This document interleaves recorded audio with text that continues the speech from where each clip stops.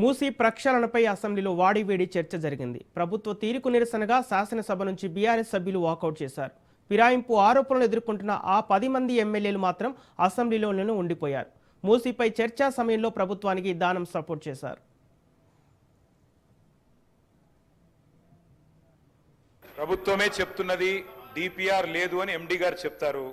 DPR ఉందని మంత్రి గారు చెప్తున్నారు. ఉంటే టేబుల్ చేయమనండి. నంబర్ 1. నంబర్ 2, 50 మీటర్ల బఫర్ జోన్ జీవో మీరు ఇచ్చారన్నారు. 5 కిలోమీటర్ల అవతల ఉండే హనుమాన్ నగర్ కి మొన్న నోటీసులు ఇచ్చారు. మరి ఏ ఆలోచన చేస్తున్నారో మాకు తెలియదు. మంత్రి గారు సమాధానంలో 1450 స్ట్రక్చర్స్ అంటారు.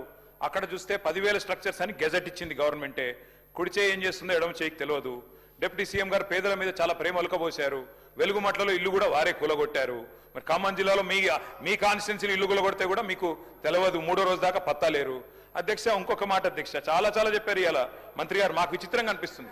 మాకు అర్థమైంది ఏమంటే ప్రభుత్వం దగ్గర పైసలు లేవు, ప్రణాళిక లేవు. ఏడీబీ లోన్ ఇవ్వలేదు, ప్రణాళిక లేదు. కేవలం 1,50,000 కోట్ల దోపిడీకి మేము వ్యతిరేకం తప్ప మూసీకి వ్యతిరేకం కాదు. ఈ ప్రభుత్వ వైఖరికి నిరసనగా మేము వాకౌట్ చేస్తా ఉన్నాం అధ్యక్ష. గతంలో కూడా సోషో ఎకనామిక్ సర్వే జరిగింది. ఆ సోషో ఎకనామిక్ సర్వేలో ఎన్ని కుటుంబాలని మీరు ఐడెంటిఫై చేశారు? నాకున్న సమాచారం ప్రకారం అధ్యక్ష సుమారు 10,000 కుటుంబాలను ఆ రోజు సోషో ఎకనామిక్ సర్వే జరిగిన తర్వాత సుధీర్ రెడ్డి గారిని మరి మూసీ నది దాని బోర్డుకి చైర్మన్గా నియమించిన తర్వాత 10,000 మందికి అందులో కొంతమందికి సుమారుగా డబుల్ బెడ్రూమ్ ఇస్తామని చెప్పి వాళ్ళతో కన్సల్ట్ కూడా తీసుకున్నాను. ఇప్పుడు వాళ్ళ వచ్చినటువంటి ఆన్సర్ క్వశ్చన్లు మాత్రం డిఫరెంట్గా ఉంటున్నారు. కాబట్టి మూసీ నదిని ప్రక్షాళన చేయాలని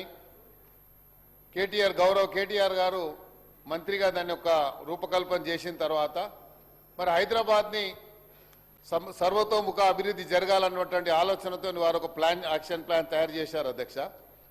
మరి ఇప్పుడు ఈ మూసీ నదిని ఆపాలని లేకపోతే మూసీ పరివాహకలు ఉన్నటువంటి వారిని మరి ప్రొవోక్ చేసేటువంటి కార్యక్రమం ఎందుకు జరుగుతుందని మాకు అర్థమవుతలేదు.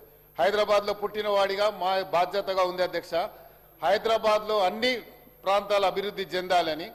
మూసీ అంటే మీరు ఒక మురికి కాలువగానే దాన్ని పదే మూసీ అంటే మూసీ నది అంటే అది మురికి కాలువ కింద మీరు పదే దాన్ని ఒక ఎస్టాబ్లిష్ చేయడానికి ప్రయత్నం చేస్తున్నాం అధ్యక్ష. అది ఒక జీవనది అధ్యక్ష. ఆ జీవనదిని మన మూసీ అంటే అది మురికి కాలువగా నాకు బాగా గుర్తుంది అధ్యక్ష. సుమారు 70లో అనుకుంటాను, మేము చిన్నగా ఉన్నాము. ఈ మూసీ నది వల్ల అంటే అప్పుడు ఉన్నటువంటి జీవనది అనేది ఎంత ప్రవహించేదని చెప్పడానికి ప్రయత్నం చేస్తున్నారు అధ్యక్ష. అప్పుడు ఫ్లడ్స్ వస్తే జూబ్లీ బస్ స్టాండ్ అక్కడ ఉన్నటువంటి జాంబాగు ఆ ఏరియా మొత్తం మునిగిపోయింది అధ్యక్ష. ఎన్నో కుటుంబాలు కూడా మరి పోయినాయి అధ్యక్ష. అందుకనే ఈరోజు మూసీ నది ప్రక్షాళన జరిగితే ఆ మూసీ నదిలో పక్కకున్నటువంటి వారు ఆ మురికి కాల్వగా, ఎందుకంటే అక్కడ ఉన్నటువంటి కెమికల్ ఇండస్ట్రీస్ అన్ని కూడా కెమికల్ అన్ని కూడా అక్కడ ప్రవహిస్తున్నది కాబట్టి అది ఈరోజు మురికి కాలువగా మారిపోయింది. కాబట్టి ఆ మురికి కాలువ కాకుండా దీన్ని ప్రక్షాళన చేయడానికి ప్రభుత్వం ఒక దీర్ఘకాల ప్రణాళిక సిద్ధం చేసి మొన్న గౌరవ ముఖ్యమంత్రి గారు డీటెయిల్ ప్రాజెక్ట్ రిపోర్ట్ కూడా మొన్న ప్రవేశపెట్టడం జరిగింది అధ్యక్ష.